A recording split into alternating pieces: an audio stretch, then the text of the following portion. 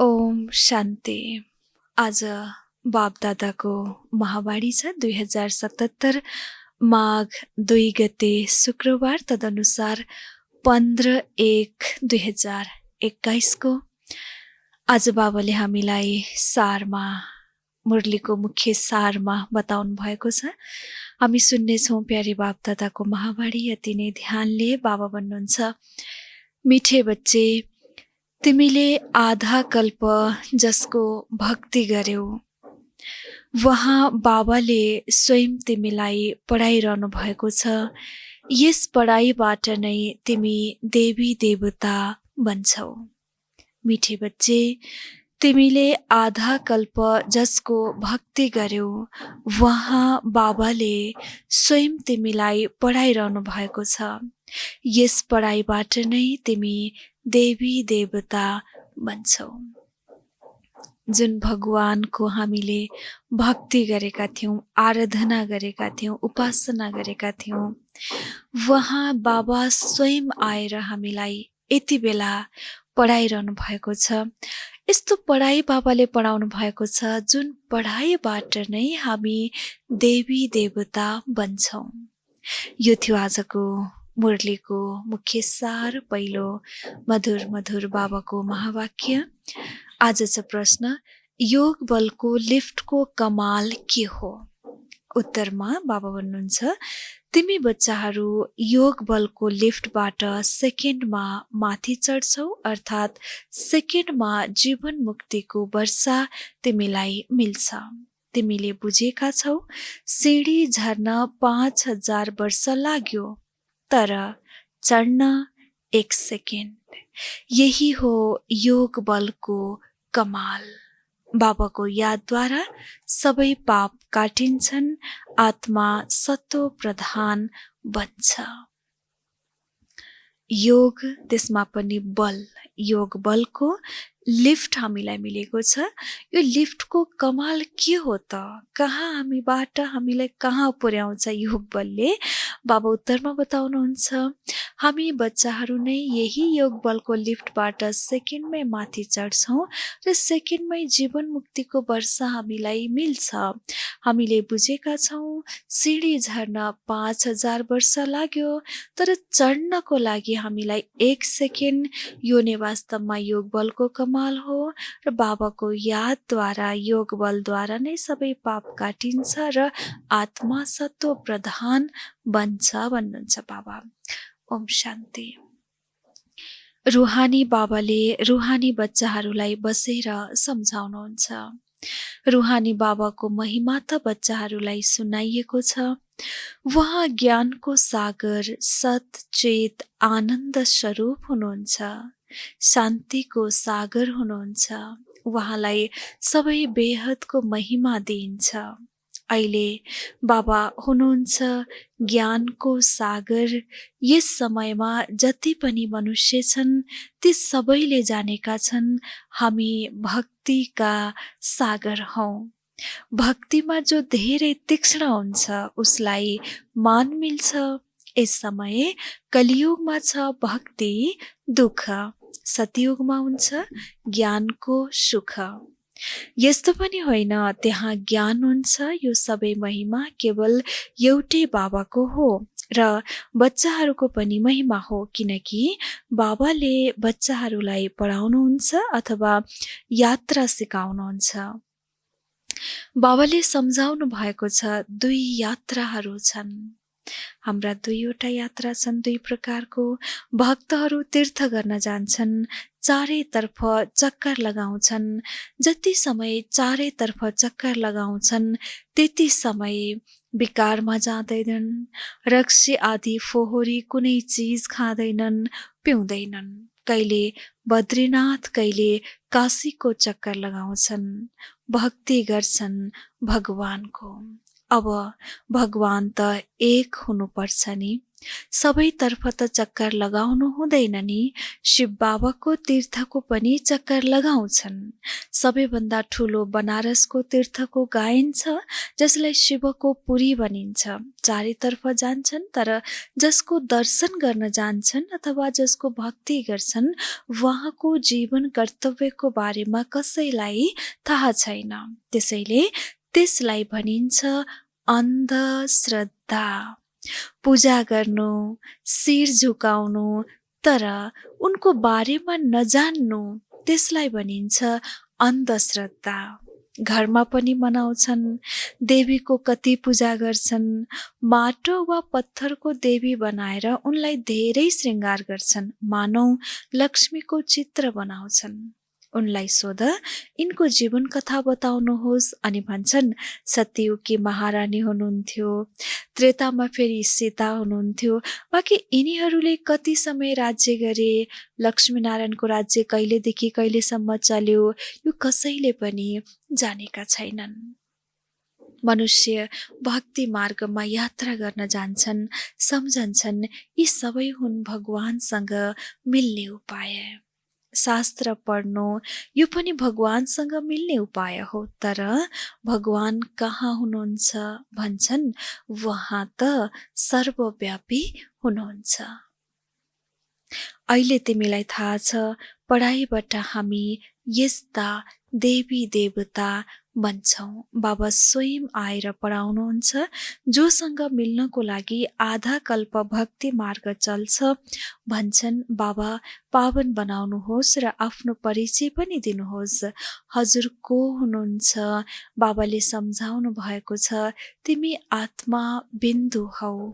आत्मालाई नै यहाँ शरीर मिलेको छ, त्यसैले यहाँ कर्म गर्छ। देवताहरूको लागि भनिन्छ, यिनीहरूले सतयुगमा राज्य गरेर गएका हुन्। क्रिश्चियनहरूले सम्झन्छन् अवश्य गड फादरले स्वर्ग स्थापना गर्नुभयो। हामी त्यसमा थिएनौँ। भारतवर्षमा स्वर्ग थियो, उनको बुद्धि फेरि पनि राम्रो छ। यसरी क्रिश्चियनहरूले पनि सम्झिन्छन् कि गड फादरले यस धरतीमा कुनै बेला स्वर्गको स्थापना गर्नुभएको थियो, तर हामी त स्वर्गमा थिएनौँ भन्ने कुरा उनीहरूलाई पनि थाहा छ। बाबा भन्नुहुन्छ किनकि बुद्धि त फेरि पनि राम्रो छ। हिन्दूहरू सत्व प्रधान पनि बन्छन् भने तमो प्रधान पनि बन्छन्। उनीहरूले धेरै सुख पनि देख्दैनन् भने दुःख पनि त्यति देख्दैनन्। अहिले अन्त्यका क्रिश्चियनहरू कति सुखी छन्। पहिला त उनीहरू गरिब थिए। पैसा त मेहनत गरेर कमाइन्छ नि। पहिला एक क्राइस्ट आए अनि उनको धर्म स्थापना हुन्छ, वृद्धि हुँदै जान्छ। 1बाट 2, 2बाट 4, यस्तै प्रकारले वृद्धि हुँदै जान्छ। अहिले हेर क्रिश्चियनको वृक्ष कति बढेको छ। जग हो देवी देवता घराना, त्यो फेरि यहाँ यस समयमा स्थापना हुन्छ। पहिला एक ब्रह्मा अनि ब्राह्मणहरूको वृद्धि भइरहन्छ। बाबाले पढाउनुहुन्छ, धेरै ब्राह्मण हुन्छन्। पहिला त यिनी एक मात्र थिए, एकबाट कति वृद्धि भएको छ, कति हुन्छ। जति सूर्यवंशी चन्द्रवंशी देवताहरू थिए, त्यति सबै बन्नु नै छ। पहिला हुनुहुन्छ एक बाबा, उहाँको आत्मा त छ नै। बाबाका हामी आत्मा सन्तानहरू कति छौँ? बाबाको प्रश्न बाबा सोध्नुहुन्छ, हामी बाबाका सन्तानहरू कति छौँ? हामी सबै आत्माहरूका बाबा एक अनादि हुनुहुन्छ। फेरि सृष्टिको चक्र घुमिरहन्छ। सबै मनुष्य त सधैँ हुँदैनन् नि। आत्माहरूले भिन्न भिन्न पाठ खेल्नुपर्छ। यस वृक्षको मुख्य फेद हो देवी देवताहरूको, फेरि त्यसबाट शाखा निस्कन्छन्। बाबा बसेर बच्चाहरूलाई सम्झाउनुहुन्छ, प्यारा बच्चाहरू, म आएर के गर्छु? आत्मामा नै धारणा हुन्छ। बाबा बसेर सुनाउनुहुन्छ, म कसरी आउँछु? तिमी सबै बच्चाहरू जब पतित बन्छौ अनि म बाबालाई याद गर्छौ। जबसम्म पावन थियौँ तबसम्म याद गरेनौँ, जब पतित बन्छौ अनि मात्र बाबालाई याद गर्छौ भन्नुहुन्छ बाबा। सत्ययुग त्रेतामा त तिमी सुखी थियौ, त्यसैले याद गर्दैनथ्यौ। त्यसरी बाबालाई हामीले याद गर्न कहिलेदेखि सुरु गर्यौं? द्वापर पछि जब धेरै दुःख भयो तब पुकार गरेका हौ, हे परमपिता परमात्मा बाबा, हो बच्चाहरू सुने, के चाहन्छौ?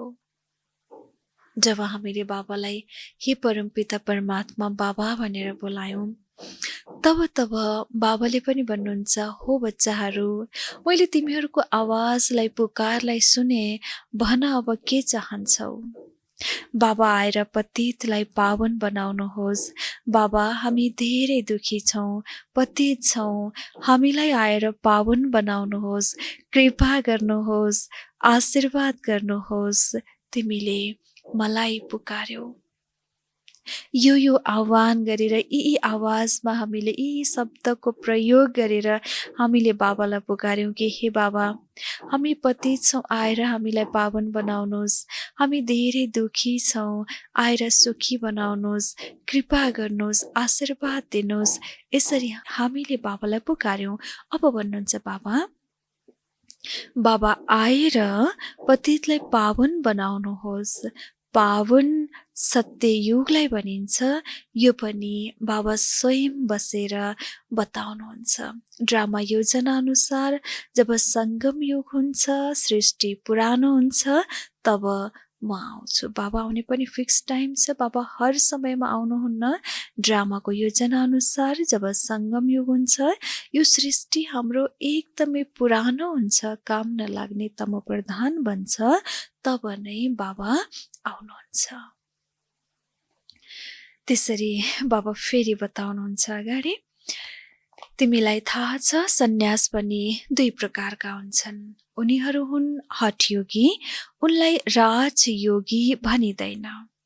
उनीहरूको हदको सन्यास, घरबार छोडेर गएर जङ्गलमा रहन्छन्, गुरुका अनुयायी बन्छन्। गोपीचन्द राजाको लागि पनि एक कथा सुनाउँछन्। उनले भने, तिमीले घरबार किन छोड्छौ, कहाँ जान्छौ? शास्त्रमा धेरै कहानीहरू छन्। अहिले तिमी बिकेले राजाहरूलाई पनि गएर ज्ञान र योग सिकाउँछौ। एक अष्टावक्र गीता पनि छ, जसमा देखाइएको छ राजालाई वैराग्य आयो अनि भने, मलाई कसैले परमात्मासँग मिलाओस्। झ्याली पिटाए, त्यो यही समय हो। जुन कहानी शास्त्रमा अष्टावक्र गीतामा लेखिएको छ, वास्तवमा त्यो त एउटा कहानी थियो, तर बाबा भन्नुहुन्छ यथार्थमा यानि कि व्यावहारिक रूपमा भइरहेको अहिलेको समय हो। यस्तो समय आउँछ जुन समयमा राजालाई पनि वैराग्य लाग्नेछ र उनीहरूले भन्नेछन्, हामीलाई परमपिता परमात्मासँग मिलाउनुहोस्, भगवानसँग मिलाउनुहोस् भनेर भन्नेछन्। त्यो यही समय हो। तिमी गएर राजालाई ज्ञान दिन्छौ नि, बाबासँग मिलाउनको लागि। जसरी तिमी मिलेका छौ त्यस्तै अरूलाई पनि मिलाउने कोसिस गर्छौ। तिमीले भन्छौ, हामीले तपाईलाई स्वर्गको मालिक बनाउँछौ, मुक्ति जीवन मुक्ति दिन्छौ। फेरि उनीहरूलाई भन, शिव बाबालाई याद गर्नुहोस्, अरू कसैलाई होइन। तिम्रो पासमा पनि सुरुमा बस्दा बस्दै एक अर्कालाई देखेर ध्यानमा जान्थे। धेरै आश्चर्य लाग्दथ्यो। बाबा हुनुहुन्थ्यो नि यिनमा, त्यसैले उहाँले चमत्कार देखाउनुहुन्थ्यो। कुनै ब्रह्मा बाबाको चमत्कार थिएन, यो शिव बाबाको चमत्कार थियो, जो ब्रह्मा तनद्वारा शिव बाबाले फरक फरक खेल देखाउनुहुन्थ्यो, जसलाई भनिन्छ चमत्कार। सबैलाई डोरीले तान्नुहुन्थ्यो। बाबदादा सँगसँगै हुनुहुन्थ्यो नि, सुमसान बनाउनुहुन्थ्यो। सबै बाबाको यादमा सुत्थे, सबै ध्यानमा जान्थे। यो सबै शिव बाबाको युक्ति थियो। बच्चाहरूलाई बहलाउने, शक्तिशाली बनाउने, भविष्यका विभिन्न घटनाहरूसँग सामना गर्न सक्ने क्षमता बढाउनको लागि पनि बाबाले थरीथरीको भिन्न भिन्न प्रकारका र अति नै जरुरी महत्त्वपूर्ण खेलहरू बच्चाहरूलाई खेलाउनुहुन्थ्यो, किनभने सबै बाबाको युक्ति थियो। यसलाई फेरि कतिले जादु सम्झिन थाले। यो थियो शिव बाबाको खेल। बाबा जादुगर, सौदागर, रत्नागर हुनुहुन्छ नि, धोबी पनि हुनुहुन्छ, सुनार पनि हुनुहुन्छ, वकिल पनि हुनुहुन्छ। सबैलाई रावणको जेलबाट छुटाउनुहुन्छ। उहाँलाई नै सबैले बोलाउँछन्, हे पतित पावन, हे दूर देशका रहनेवाला, हामीलाई आएर पावन बनाउनुहोस्, पतित दुनियाँमा आउनुहोस्, पतित शरीरमा आएर हामीलाई पावन बनाउनुहोस्। अहिले तिमीले त्यसको अर्थ पनि बुझ्दछौ। बाबा आएर बताउनुहुन्छ, तिमी बच्चाहरूले रावणको देशमा मलाई बोलाएका हौ, म त परमधाममा बसेको थिएँ। यो मेरो देश होइन, म त परमधाममा बसेको थिएँ। तिमी बच्चाहरूले नै मलाई यो रावणको दुःखदायी देशमा बोलाएका हौ भन्नुहुन्छ बाबा। हामीले नै बोलाएका थियौँ बाबालाई। त्यसैले बाबा आउनुभएको छ, पढाइ पढाउँदै हुनुहुन्छ र यही पढाइबाट नै हामी के भन्छौँ, देवी देवता भन्छौँ। यति महान पढाइ, यति प्राप्तिले भरिएको पढाइ, यति ठुलो वर्षाले भरिएको पढाइ बाबा स्वयं पढाउनुहुन्छ। जुन बाबालाई हामीले नै बोलाएका हौँ र हाम्रो पुकार सुनेर नै बाबा आउनुभएको हो। त्यसैले भन्नुहुन्छ बाबा, म त परमधाममा बसेको थिएँ। स्वर्ग स्थापना गर्नको लागि मलाई नर्क रावणको देशमा बोलायो। अब सुखधाममा लिएर जानुहोस्। अब तिमी बच्चाहरूलाई लिएर जानुहुन्छ नि, त्यसैले यो हो ड्रामा। बाबा भन्नुहुन्छ, त्यसैले बाबा त आउनुभयो, नलिई त जानुहुन्न, लिएर जानुहुन्छ। त्यसैले यसलाई भनिन्छ नाटक अर्थात् ड्रामा। बाबा फेरि बताउनुहुन्छ, मैले तिमीलाई जुन राज्य दिएको थिएँ त्यो पुरा भयो। फेरि द्वापरदेखि रावण राज्य चलेको हो। 5 विकारमा गिर्यो। त्यसको चित्र पनि छ जगन्नाथपुरीमा। पहिलो नम्बरको जो थिए उनै फेरि 84 जन्म लिएर अहिले अन्तिममा छन्। अब फेरि उनै पहिलो नम्बरमा जानु छ। यी ब्रह्मा बसेका छन्, विष्णु पनि छन्। यिनको आपसमा के सम्बन्ध छ दुनियाँमा कसैले पनि जानेका छैनन्। ब्रह्मा विष्णुको वास्तवमा आपसमा कस्तो प्रकारको सम्बन्ध छ संसारमा कसैलाई पनि थाहा छैन, केवल हामी बच्चालाई बाहेक। त्यसैले भन्नुहुन्छ बाबा, ब्रह्मा सरस्वती पनि वास्तवमा सतयुगका मालिक लक्ष्मी नारायण थिए, अहिले नर्कका मालिक छन्। अहिले यिनीहरूले तपस्या गरिरहेका छन् यी लक्ष्मी नारायण बन्नको लागि। देलवाडा मन्दिरमा पुरा यादगार छ। बाबा पनि यही आउनु भएको छ। त्यसैले अब लेखिन्छ पनि आबु तीर्थ सर्व तीर्थहरूमा, सबै धर्मका तीर्थहरूमा मुख्य तीर्थ हो। किनकि यहाँ नै बाबा आएर सर्वधर्मको सद्गति गर्नुहुन्छ। तिमी शान्तिधाम हुँदै स्वर्गमा जान्छौ, बाँकी सबै कहाँ जान्छन्? बाबा भन्नुहुन्छ शान्तिधाममा जान्छन्। त्यो हो जड यादगार, यो हो चैतन्य। जब तिमी चैतन्यमा देवी देवता बन्छौ, फेरि यी मन्दिर आदि सबै के हुनेछन्? बाबा भन्नुहुन्छ खत्म हुनेछन्। फेरि भक्ति मार्गमा यो यादगार बनाइन्छ। अहिले तिमीले स्वर्गको स्थापना गरिरहेका छौ। मनुष्यले सम्झन्छन् स्वर्ग माथि छ। स्वर्ग अर्थात् यहाँ होइन, स्वर्ग अर्थात् माथि छ, कुनै लोकमा छ, कुनै स्थानमा छ सम्झिन्छन्। तर बाबा भक्ति मार्गमा त यही नै सम्झिन्छन्। भन्नुहुन्छ बाबा, अहिले तिमीले बुझेका छौ, किनकि सम्झिनु र बुझ्नुमा फरक छ। हामीले जानेका छौँ, हामीलाई थाहा छ यही दुनियाँ स्वर्ग थियो, अहिले के भएको छ? नर्क बनेको छ। यो चक्र देख्न साथ सारा ज्ञान आउँछ। द्वापरदेखि अरू धर्महरू आउँछन्। त्यसैले अहिले हेर कति धर्म छन्। यो हो कलियुग। अहिले तिमी सङ्गम युगमा छौ। सत्य युगमा जानको लागि पुरुषार्थ गर्छौ। कलियुगमा सबै छन् पत्थर बुद्धि, सतयुगमा हुन्छन् पारस बुद्धिका। तिमी नै पारस बुद्धिका थियौ, तिमी नै फेरि पत्थर बुद्धि बनेका छौ। फेरि पारस बुद्धिको बन्नु छ। अब बाबा भन्नुहुन्छ, तिमीले मलाई बोलाएका हौ, त्यसैले म आएको हुँ। तिमीलाई भन्छु, कामलाई जित अनि जगत जित भन्छौ। मुख्य हो विकार नै, सत्य युगमा हुन्छन् सबै निर्विकारी, कलियुगमा छन् सबै विकारी।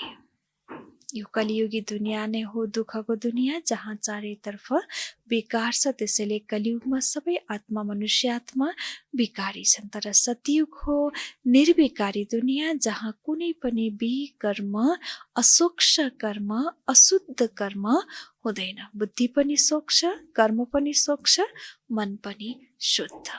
यस्तो किसिमको दुनियाँमा बाबा हामीलाई लैजाँदै हुनुहुन्छ। फेरि बाबा बताउनुहुन्छ अगाडि, बाबा भन्नुहुन्छ, बाबाले के भन्नुहुन्छ होला हामी ध्यानले सुनौँ। बाबा बार बार आज भन्दै हुनुहुन्छ। बाबा भन्नुहुन्छ, प्यारा बच्चाहरू, अब निर्विकारी बन।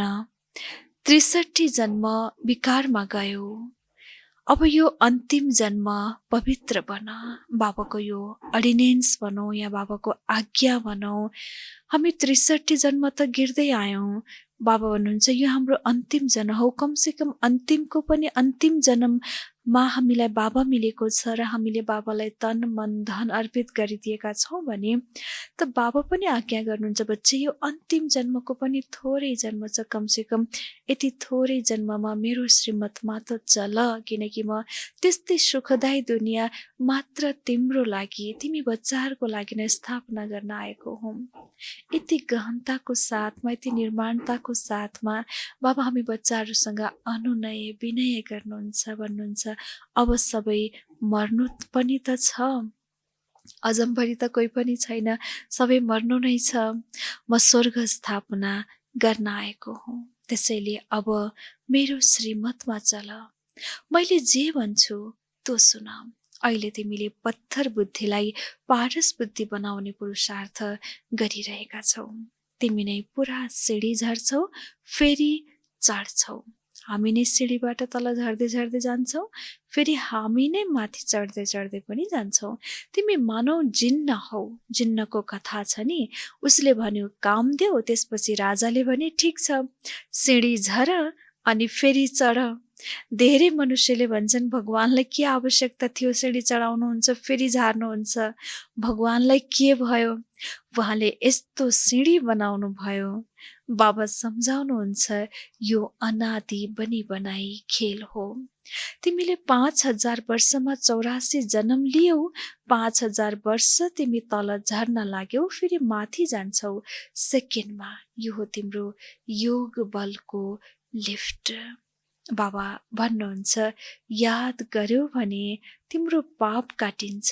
बाबा आउनुहुन्छ अनि तिमी सेकेन्डमा माथि चढ्छौ। फेरि तल झर्न कति समय लाग्छ? सेकेन्डमा त चढ्छौँ माथि, पढाइ पनि सेकेन्डमै पढ्छौँ, समझ पनि हामीलाई सेकेन्डमै आउँछ। तर तल झर्नको लागि पुरा 5000 वर्ष लाग्छ। कला कम हुँदै जान्छ, चढ्न त लिफ्ट छ, सेकेन्डमा जीवन मुक्ति सतप्रधान बन्नु छ, फेरि बिस्तारै बिस्तारै तमो प्रधान बन्छौ, 5000 वर्ष लाग्छ। ठिक छ, फेरि तमो प्रधानबाट सतप्रधान बन्नु छ एक जन्ममा। अहिले म तिमी बच्चाहरूलाई स्वर्गको बादशाही दिन्छु, त्यसैले तिमी पवित्र किन बन्दैनौ त? प्यारे बाबाको आज्ञा छ हामीलाई, बच्चे म नै तिमीलाई स्वर्गको बादशाही दिनेवाला हुँ भने मेरो आज्ञामा फेरि किन चल्दैनौ त भन्नुहुन्छ बाबा। पवित्र किन बन्दैनौ? तर कामेशु क्रोधेशु परिछन् नि, विकार मिलेन भने स्त्रीलाई पिट्छन्, बाहिर निकाल्छन्, आगो लगाइदिन्छन्, अबलामाथि कति अत्याचार हुन्छ, यो पनि ड्रामामा निश्चित छ। यी सबै कुरा हुनु नै छ, हुनुपर्छ। बाबा भन्नुहुन्छ फेरि पनि यो ड्रामामा, नाटकमा भरिएको छ र निश्चित छ, जो निश्चित छ सो भएरै छाड्छ र हुनु नै पर्छ समयअनुसार। त यो थियो प्यारे बाबाको आजको महावाणी, मधुर महावाणी हामीले सुन्यौँ। बापदादाले आज हामीलाई सेकेन्डमै योग बलको लिफ्टको कमाल के हो त प्रश्न पनि बाबुको यो थियो, उत्तरमा पनि बाबाले बताउनु भयो र सारा मुरलीको विस्तारमा पनि बाबाले यसैको राजलाई खोल्नु भएको छ। झर्नको लागि हामीलाई पुरा 5,000 बिस्तारै बिस्तारै झर्छौँ, तर चढ्नको लागि हामीलाई सेकेन्डको भन्दा पनि कम समय, बस सेकेन्डमा बाबुसँग निश्चय भयो, सेकेन्डमा बाबुको वर्षा निश्चय भयो, बस त्यसपछि हाम्रो चढ्ती कला सुरु हुन्छ। यसरी बाबाले आजको बाणीको एन्डिङ गर्नुभएको छ। अच्छा, मिठे मिठे सिकिला थिए बच्चाहरूप्रति माता पिता बाप दादाको याद प्यार एवं गुड मर्निङ। रुहानी बाबाको रुहानी बच्चाहरूलाई नमस्ते। हामी रुहानी बच्चाहरूको पनि रुहानी बाप दादालाई याद प्यार गुड मर्निङ एवं नमस्ते बाबा नमस्ते। आजको लागि धारणा छ नम्बर 1 मा बाबा बताउनुहुन्छ, जगतको मालिक बन्न वा विश्वको बादशाही लिनको लागि मुख्य काम विकारमाथि विजय प्राप्त गर्नु छ। सम्पूर्ण निर्विकारी अवश्य बन्नु छ।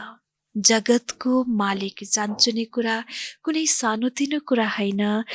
पुरै जगतको अर्थात् विश्वको बादशाही लिनको लागि र विश्वको मालिक बन्नको लागि मुख्य विकार हो काम विकार।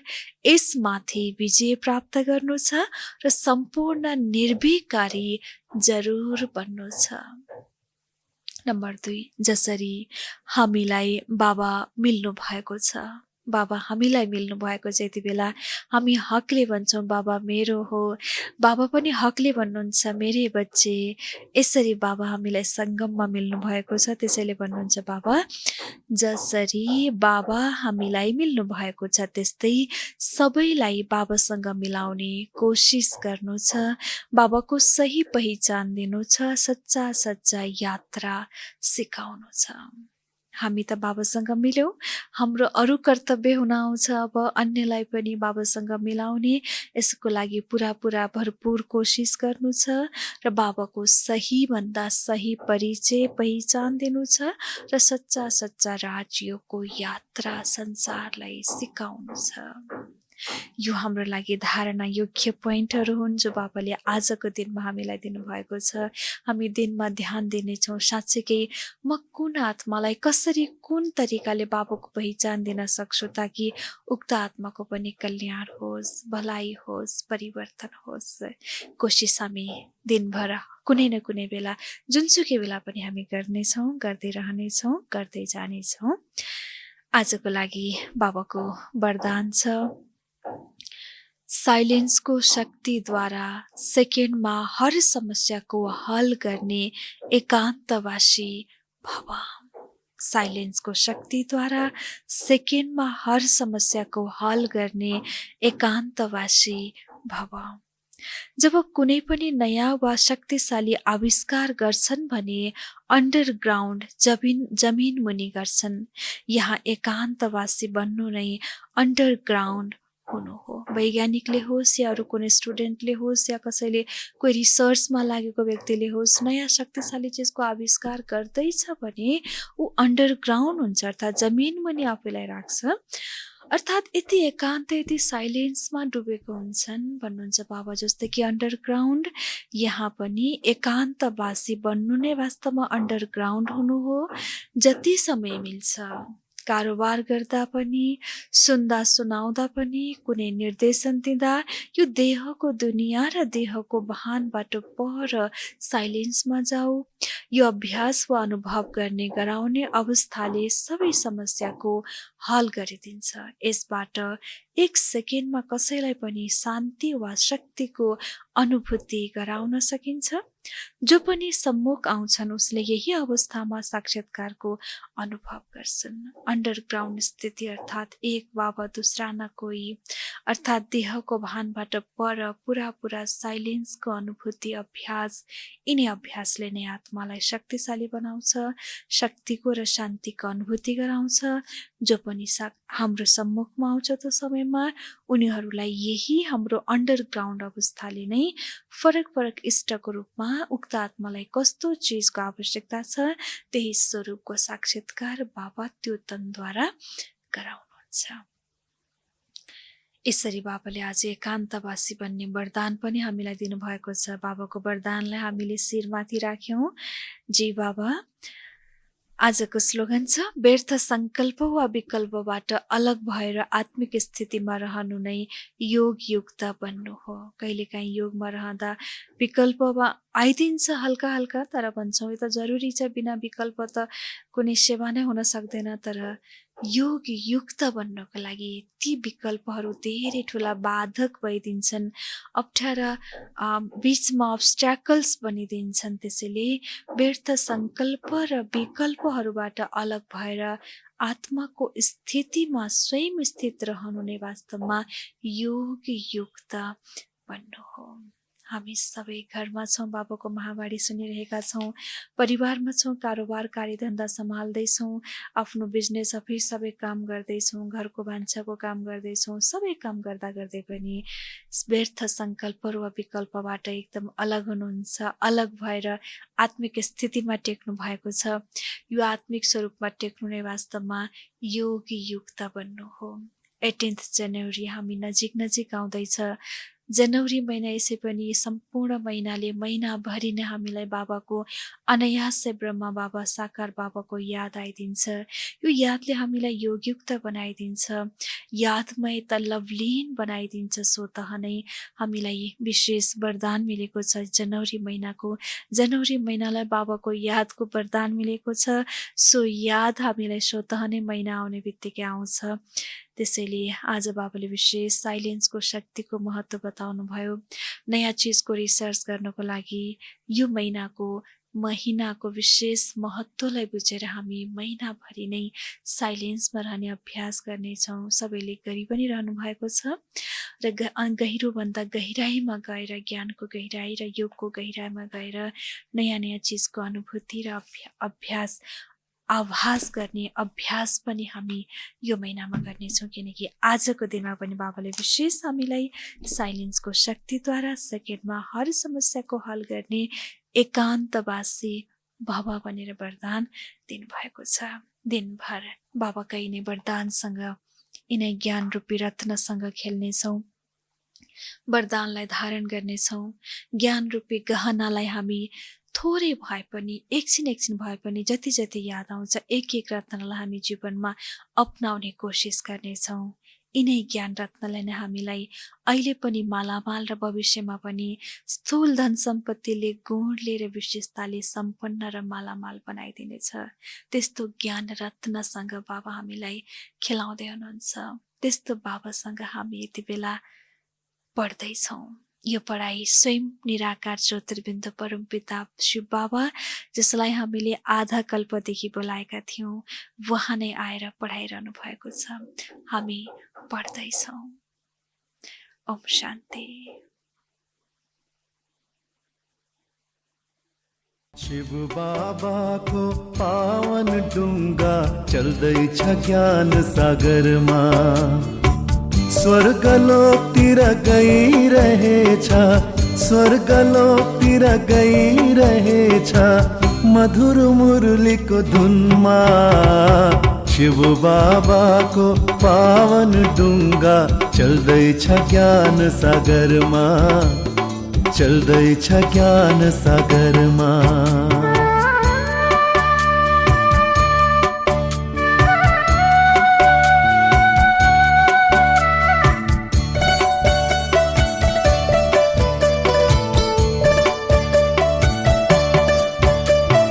ज्ञान झुलामा झुल्दा झुल्दै पुग्यो स्वर्ग किनारा, डुबेका थिए वैतरणीमा, मिल्यो सबैलाई सहारा, मिल्यो सबैलाई सहारा।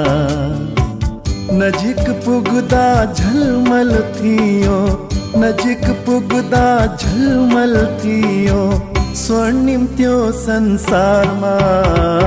शिव बाबाको पावन डुङ्गा चल्दैछ ज्ञान सागरमा,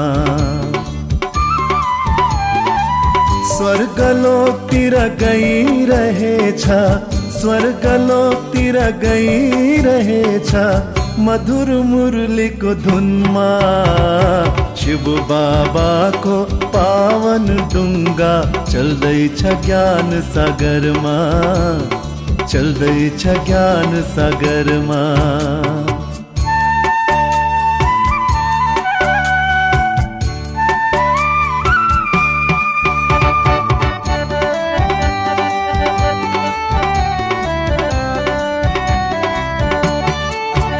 संगम युग को डुंगा का यात्री लागे नाचना गाउना, माझी जसका शिव बाबा थिए लागे पार लगाउना, लागे पार लगाउना।